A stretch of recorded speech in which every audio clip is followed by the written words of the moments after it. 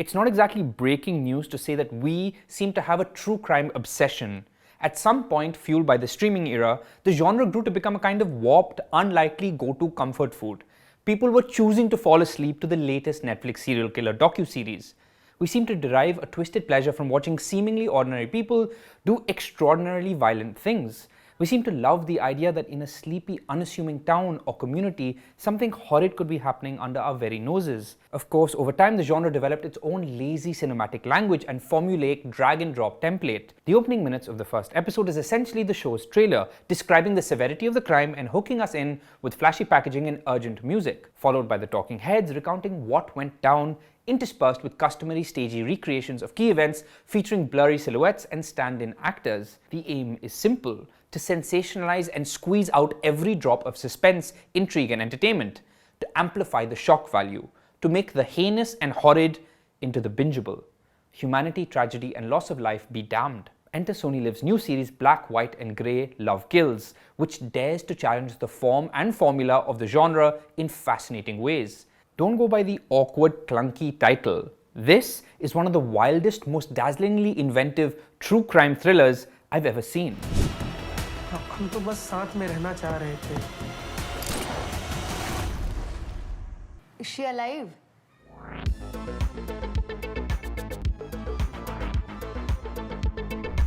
Fair warning, mild spoilers ahead for the first episode of Black, White and Grey. More than the narrative substance, I can't remember the last time I enjoyed the process and journey of watching and discovering a series as much as this. Unlike most true crime docs where the talking heads drive the narrative and the dramatic recreations of events are the supporting act, here it's the other way around, and the lion's share of each episode is dedicated to the scripted staging of what happened.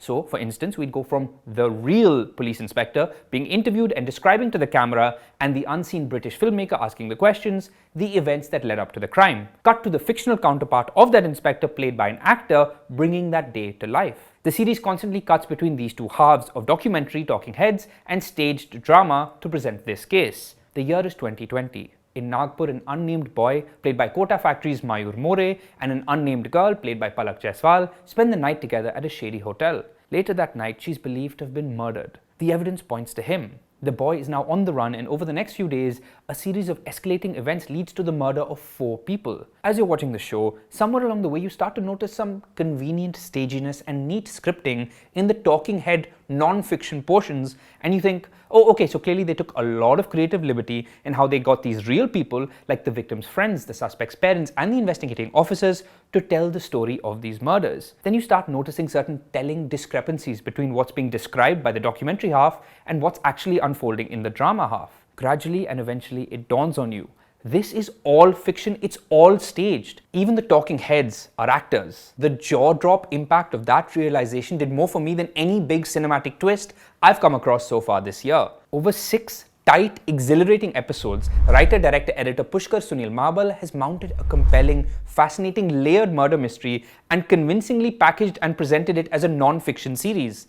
The sheer ambition and glorious manipulation here is bloody exciting. And it's not all flashy gimmicks for the sake of it. For me, unpacking and grappling with the form and the hows and whys of these decisions alone was enough to consider this an incredibly satisfying watch.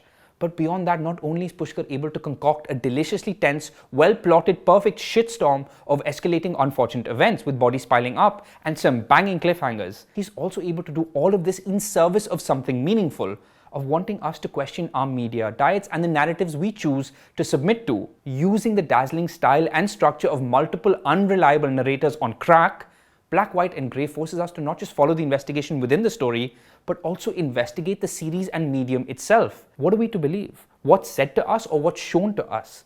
Is the boy a violent murderer or the victim of a larger conspiracy? His religion and or caste are never mentioned, for example, but it's clearly alluded to that among his crimes was simply falling for the daughter of a rich politician.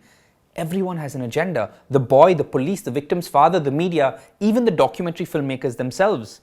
Are they really after truth and justice, or merely just content and an audience? Like, share and subscribe. In doing so, the show is making a case for how compelling, well-packaged, flashy narratives enslave us, breaking news, news hour debates, historical biopics, flashy WhatsApp forwards. I also loved how much the show is able to get away with as a result of its marvelous fiction non-fiction style. For example, there are scenarios and developments in this case that range from something ripped straight out of a Sriram Raghavan film to implausible and unbelievable bordering on silly fantasy. But then you realize what you're watching could well just be the overactive imagination of a lying murderer. Black, White and Grey also features perhaps my favourite performances this year. More than the impressive cast in the drama half of the show, which includes the likes of Tigmanshu Dhulia and a sincere Deven Bhojani, who continues to enjoy an exciting second innings on streaming, it's the actors in the docu half of the show that steal this project, featuring a casting masterstroke from Shubham Gaur and Trishan. Isha Mate as the victim's friend, the unnerving ease of Vinod Vanikar as a mysterious figure involved in the case in particular. But above all, this is a Sanjay Kumar Sahu show all the way. Sanjay, who plays the real boy murder suspect on the run, is so earnest and unsettling that you're forever believing him and doubting him right till the very end. In this, the age of endless crime dramas, Black, White and Grey is the rare clutter-breaking gem that captures what SonyLIV does best, backing the ambitious underdog that dares to be distinctive and different. Somewhere along the way, the series points the camera at us, asking us some crucial questions. Do we really care what actually happened, or the lives that were lost or devastated through the journey of this case? Or are we just looking for something juicy and thrilling to fall asleep to? It reminded me of Marshall McLuhan's famous quote, "The medium is the message." You can watch Black, White and Grey on SonyLIV. For more reviews like this one, subscribe to The Hollywood Reporter India.